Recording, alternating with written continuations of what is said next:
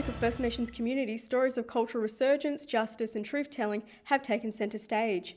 Is making a historic push for World Heritage listing of the Whadjuk landscape, fulfilling the dreams of elders to protect sacred rock art. In Cape York, human rights lawyer Whadjuk is leading a groundbreaking photography project amplifying the voices and experiences of LGBTQIA+ mob in remote communities. On Wurundjeri country, women's dance group Jiri Jiri is passing on language, song and ceremony to the next generation during NAIDOC Week. Meanwhile in Tasmania, 26 acres of culturally significant land on Lungana in Lungana has been returned to Aboriginal ownership, reinforcing the growing movement to return country. And nationally, the federal court has ordered ACBF funeral funds to pay $3.5 million in penalties for falsely claiming Aboriginal ownership as the government delivers a $97 million compensation for affected families, highlighting the ongoing fight against corporate exploitation of First Nations identity. More of that later. Kaya, I'm Leanne Djilandi Dolby, and this is the National Indigenous Times Daily News Bulletin for the 10th of July, 2025. Representatives of the Whadjuk Aboriginal Corporation are in Paris to advocate for the Whadjuk cultural landscape's inclusion on the UNESCO World Heritage List. The area, home to the world's largest collection of ancient rock art, holds deep cultural, spiritual significance, and the Aboriginal-led nomination reflects decades of work by elders and aims to stop further industrial development on the site. Scientific studies led by MAC and international experts confirm the rock art is not currently at risk. Chairperson Peter Hicks emphasises the cultural importance of the bid, saying it has always been the dreams of our elderly people to secure World Heritage listing for the Whadjuk cultural landscape. Despite government support, recent industrial approvals have prompted calls from advocacy groups for stronger protections. First Nations human rights lawyer and scholar Whadjuk is leading a groundbreaking multi-year human rights photography project focused on LGBTQIA+ Indigenous people from remote communities in Cape York Peninsula in far north Queensland. Supported by Pride Foundation Australia and Nikon, aims to centre community-led stories, dismantle colonial myths and challenge the enduring impacts of missionary-imposed queerphobia. As a Lama Lama, Binthiwara, Bulganwara woman born and raised in the region, Basani's project draws from her lived experience and untold stories of rainbow mob who have been excluded from cultural and spiritual life.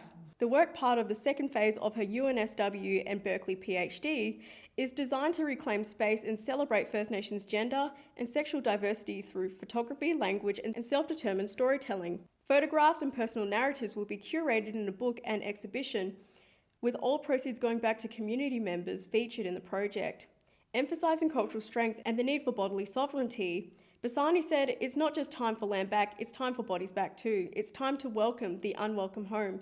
This is our homecoming."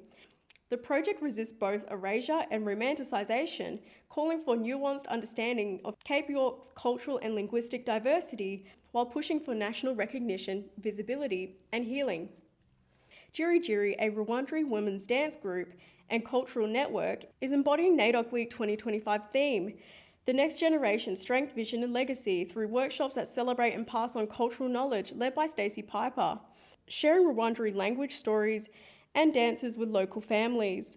Descendants of William Barrack's sister, the women of Jiri Jiri are reviving songs and ceremonies once suppressed by colonial policies. A 26-acre parcel of land at Dempster Creek in Lungana, on Tasmania's northwest coast, has been generously returned by former custodians Barbara and Ian Sale. The land, rich in cultural and ecological value, is now held by the Aboriginal Land Council of Tasmania. Described as a site of natural values including white gum forest, masked owls, platypus, quolls and fresh crayfish, the property has long been cared for by sales and land care groups.